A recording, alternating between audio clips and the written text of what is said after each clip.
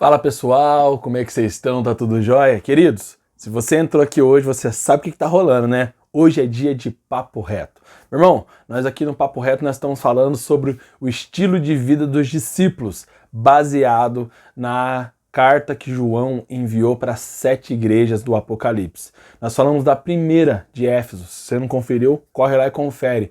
E hoje eu quero falar sobre Esmirna. Então, depois daquela vinheta marota, nós vamos falar sobre o estilo de vida do discípulo de Esmirna.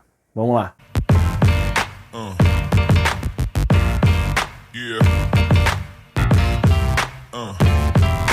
Nós vamos falar hoje do estilo de vida, do discípulo de Esmirna. Olha só para você ver o que a Bíblia diz a respeito dessa igreja. Ao anjo da igreja de Esmirna, escreve estas palavras daquele que é o primeiro e o último, que morreu e tornou a viver.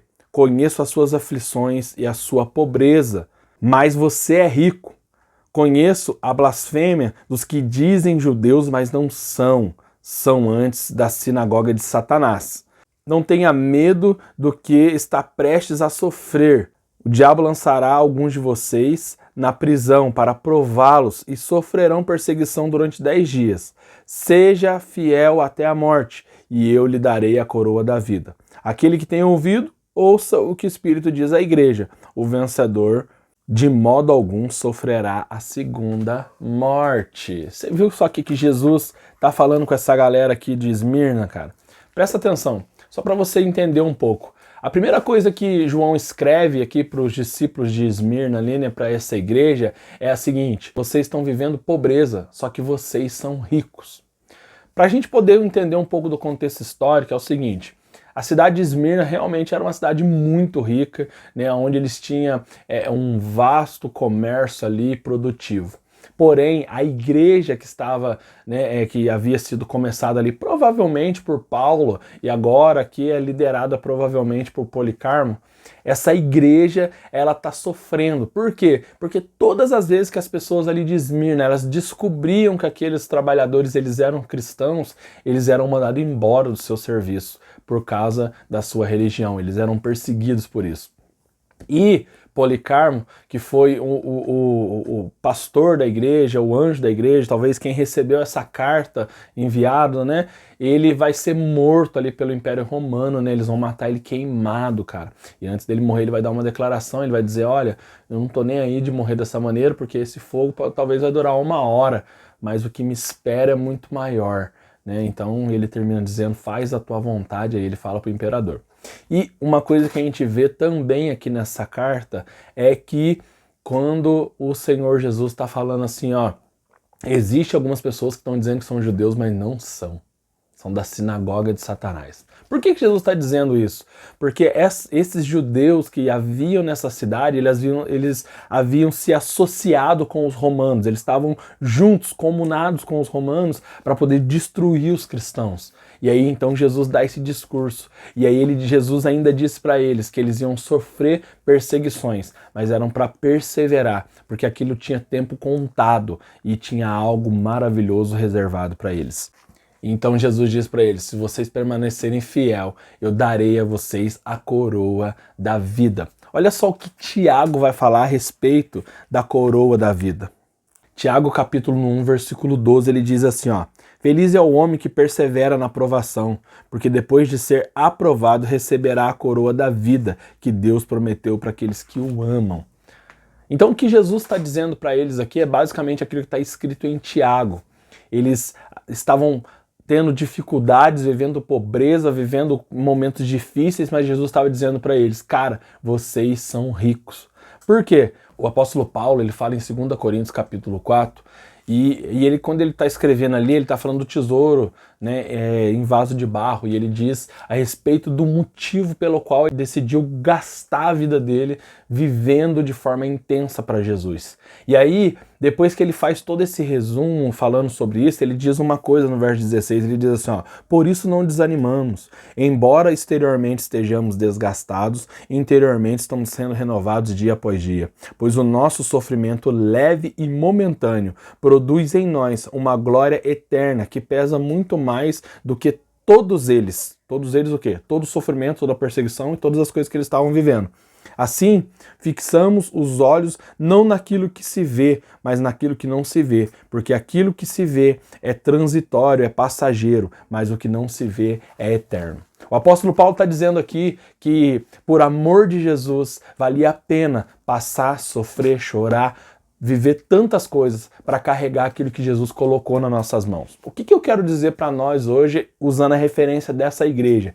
Meu irmão, qual o estilo de vida que nós precisamos aplicar e que nós aprendemos com essa igreja? O estilo de vida é o seguinte: que ainda que pareça que nós estamos sem nada, ainda que pareça que nós estamos perdendo tudo, ainda que nós estamos sendo perseguidos, afligidos, ainda que estamos vivendo dificuldades por amor do nome do Senhor Jesus, e as pessoas têm olhado pra gente, sabe, e visto, e muitas das vezes nos falado assim, ó, o que você tem, o que tá valendo a pena você seguir Jesus, o que você ganhou com isso e tudo mais, nos julgado por isso. Eu quero dizer pra você, não desfaleça, não desista, não saia deste local. Por quê? Porque o discípulo de Jesus, ele entendeu que embora exteriormente ele esteja abatido, interiormente ele está sendo renovado dia após dia. Embora ele tenha vivido aflições, as coisas que ele tem passado não se compara com a glória que há de se revelar. E é claro que nós não estamos aqui andando pelas coisas, nos apegando naquilo que nós vemos, mas naquilo que nós não vemos, naquilo que nós não sabemos, naquilo que nós não conhecemos. Então, assim, que nós possamos abraçar aquilo que Cristo falou para essa igreja de Esmirna e trazer isso para o estilo de vida que nós precisamos aplicar. Termos em mente que as dificuldades desse tempo presente, elas só estão nos apontando para a glória futura. Porque a Bíblia diz, como nós lemos em Tiago, bem-aventurado o homem ou a mulher que é aprovado, porque depois de ser aprovado, ele vai receber a coroa da vida eterna. Sabe o que eu quero dizer para você? Que o estilo de vida de um discípulo não é um estilo de vida derrotado, não é um estilo de vida de alguém pessimista, não é um estilo de vida de alguém que fica murmurando, que fica, sabe, olhando para as dificuldades. Não, não. O estilo de vida do discípulo é aquele que fixa os olhos em Jesus. E ele fala como o apóstolo Paulo disse, e me esquecendo das coisas que para trás ficam, eu prossigo pro alvo. Cara, o apóstolo Paulo, ele escreve aqui nesse 2 Coríntios capítulo 4, algo que eu acho impressionante. Ele diz assim, ó, porque a nossa leve e momentânea tribulação, ela tá produzindo algo em nós que vai vingar para a eternidade. E quando eu penso no apóstolo Paulo falando isso, eu fico perplexo. Por quê? Porque esse homem, ele sofreu prisões, apedrejamento, ele foi escoteado, ele sofreu naufrágios, ele terminou com a sua cabeça decapitada. E aí você vê ele dizendo, a nossa leve e momentânea tribulação. E aí você pensa, meu Deus, que estilo de vida que esse discípulo tinha. O mesmo que Jesus está falando do povo de Esmirna. O mesmo que Jesus está dizendo deles. Vocês estão vivendo na pobreza, vocês têm fama de pobre, mas vocês são ricos. Permanece fiel, permanece fiel. Então, assim, o que nós precisamos observar é Cristo e não as dificuldades. O que nós precisamos abraçar é Cristo e não as dificuldades. Porque Jesus disse, sabe o quê? Que no mundo os teus discípulos teriam aflições, mas era para nós continuarmos felizes, porque ele venceu o mundo. O que significa? Que aqueles que estão nele também serão vencedores. Como o próprio apóstolo Paulo diz. Ele diz, existem os vencedores, mas nós, que somos discípulos de Jesus, nós somos o quê?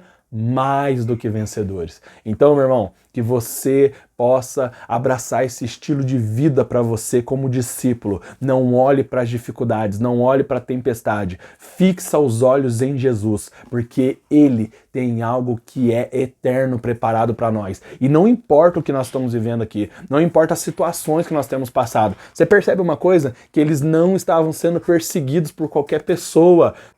Não só por ímpios, né? Eles também estavam sendo perseguidos por pessoas que confessavam ter Deus como seu amor, confessavam ser filho de Abraão. E Jesus disse, essas pessoas são da sinagoga de Satanás. Meu irmão, às vezes as lutas, as dificuldades, elas não vão vir de fora. Às vezes vai acontecer dentro do nosso meio cristão, dentro do ciclo evangélico, né? Dentro do mundo gospel.